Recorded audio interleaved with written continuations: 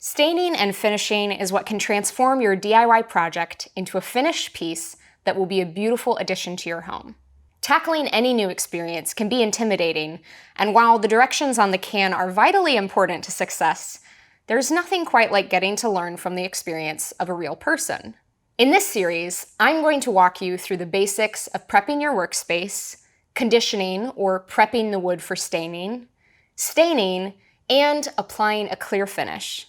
And I'm going to give you advice from my personal experience. I'm Kirsten Dunn, and this is Dunn DIY.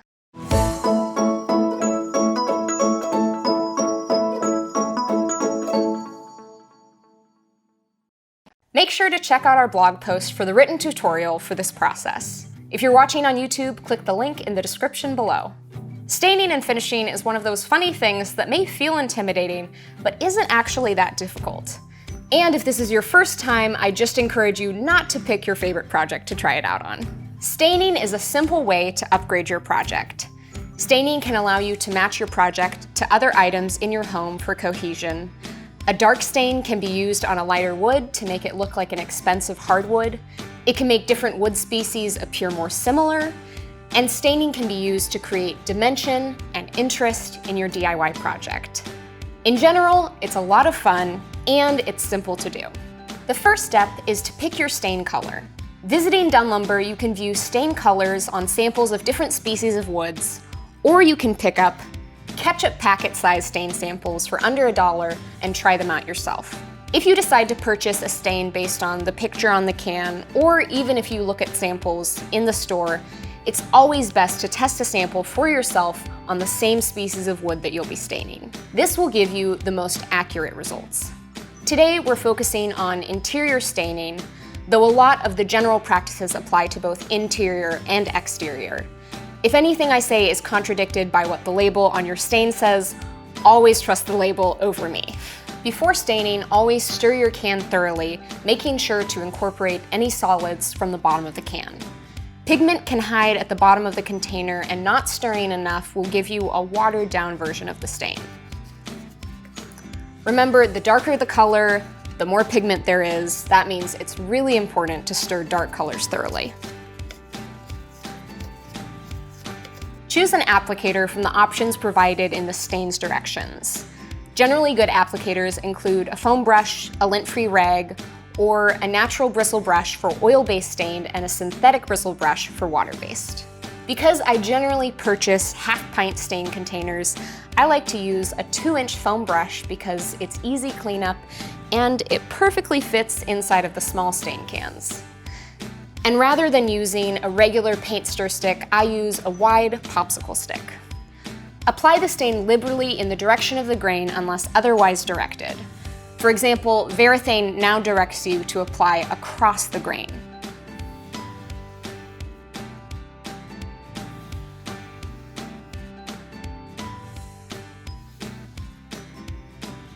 Allow the stain to penetrate the wood grain for the designated amount of time, reapplying to dry areas if directed.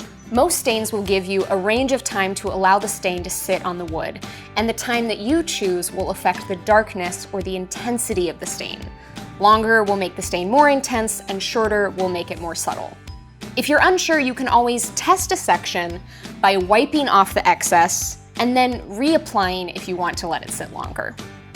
Once you're ready, or the time is up, wipe the stain with a rag in the direction of the grain.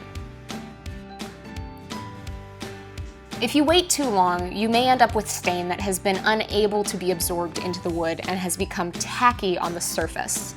This is always a bummer, but not the end of the world or of your DIY career. Stickiness from oil-based stains can be removed with a rag and some mineral spirits without damaging the final product. For water-based stains, try a damp rag. A second coat of stain is always an option to intensify or darken the wood color. But it's important to recognize that wood can only absorb so much moisture, and at some point the wood just won't get any darker.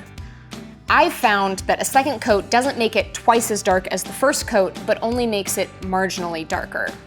In general, I would rely on the stain color to give you the exact shade that you want, not on applying multiple coats. Fun fact, stains can be mixed together to create new and unique colors. A general rule when doing this is stick to stains of the same brand and always make sure that they have the same base, water or oil.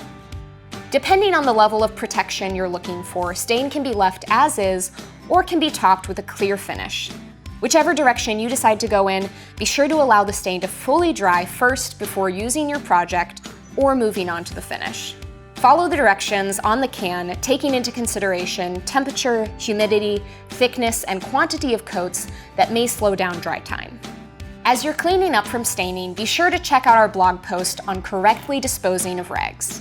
As you're working, keep in mind that stain is combustible, so keep it away from heat and open flame. We don't want you to burn down your project or your house. Staining is an easy way to get creative and elevate the look of your project.